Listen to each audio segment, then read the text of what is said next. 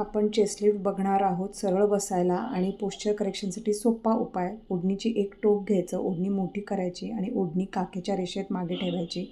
पुढचे दोन्ही टोकं मागे टाकायची आणि मागून ती क्रॉस करायची आहेत. खांद्यावरनं घसरला असेल तर ती ओढणी ॲडजस्ट करायची आणि पुढच्या बाजूला गाठ मारून टाकायची. काखेमध्ये आलं असेल तर ॲडजस्ट करून घ्यायचं आहे. मागच्या बाजूला बरोबर क्रॉस आलं पाहिजे आणि पुढे छाती आणि पोटाच्या मध्ये ती ओढणी येणार आहे, म्हणजे छातीला दाब नाही आणि पोटाला दाब नाही. अशा प्रकारे ताठ बसायला सोपा उपाय. आज आपण ॲब्डॉमिनल लिफ्ट बघूया. पोश्चर करेक्शन, पेल्विसचं करेक्शन. मागून ओढणी इलॅस्टिकच्या जागी आली पाहिजे, पॅन्टच्या इलॅस्टिकच्या जागी, म्हणजेच L5S1. पुढून नेवलच्या खाली, ओटीपोटाच्या खाली आली पाहिजे.